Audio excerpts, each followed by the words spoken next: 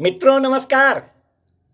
आज बहुत खुशी की बात है कि पिछले कई महीनों से हम लोग भारतीय नागरिक सुरक्षा संहिता 2023 के धाराओं पर चर्चा करते हुए आज भाग 300 और सेक्शन 400 पर चर्चा करेंगे। भाग 300 में हम लोग आज पहुंच चुके हैं और चर्चा करेंगे सेक्शन 400 पर।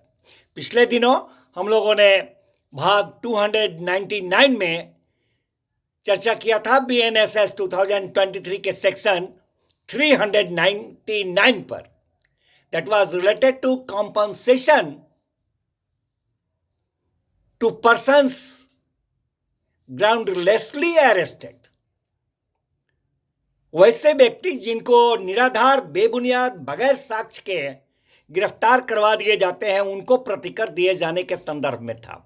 उसी अनुक्रम में आज हम भाग 400 में चर्चा करेंगे BNSS 2023 के 400 में order to pay costs in non cognizable cases.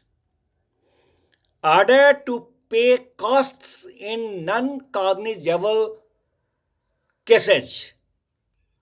असंज्ञेय मामलों में खर्चा देने के लिए आदेश के संदर्भ में ये सेक्शन 400 BNSS 2023 हमें बताता है।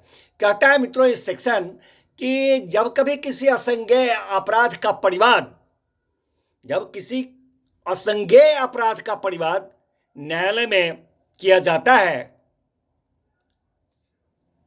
और तब यदि न्यायालय अभियुक्त को दोष सिद्ध कर देती है तो न्यायालय वहां पर अभियुक्त पर अधिरोपित शास्ति के अलावा in addition to the penalty imposed upon accused उसको यह आदेश दे सकती है, उसके अलावा यह आदेश दे सकती है कि वो अभियुक्त जो है उस परिवादी को अभियोजन में उस परिवादी के द्वारा जो खर्च किया गया है,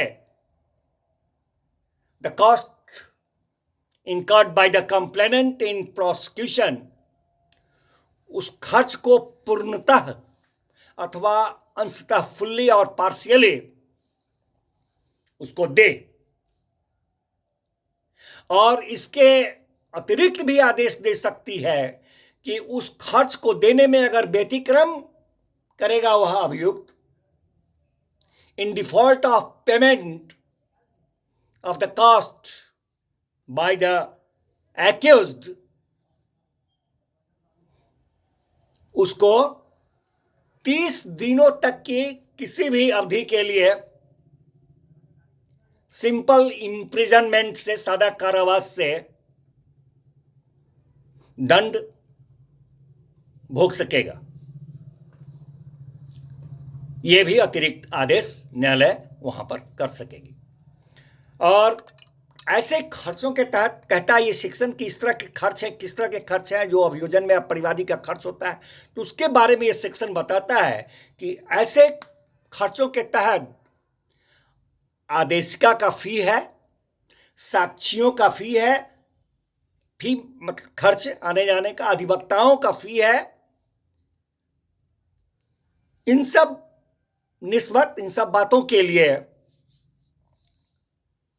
जो व्यय होता है परिवादी का वो भी हो सकेगा, जिनको कि देना न्यायालय जैसा उचित समझेगी वो इम्पोज करेगी। कहता है ये सेक्शन मित्रों कि अपील न्यायालय अथवा माननीय उच्च न्यायालय अथवा सत्र न्यायालय जब अपने पुनरीक्षण की शक्तियों का प्रयोग कर रहे होंगे तो ये इस धारा के तहत उनमें से कोई भी माननीय उच्च न्यायालय हो या अपीलीय न्यायालय हो अथवा सत्र न्यायालय हो, वो भी आदेश इस धारा के तहत दे सकेंगे। धन्यवाद मित्रों, मिलते हैं फिर नेक्स्ट भाग में नेक्स्ट सेक्शन के साथ। अच्छा लगे सब्सक्राइब कीजिए, लाइक कीजिए, देखते रहिए, पुस्तक से मिलाते रहिए। अगर कोई भूल है हमसे तो उसे कमेंट के माध्यम से बताइए।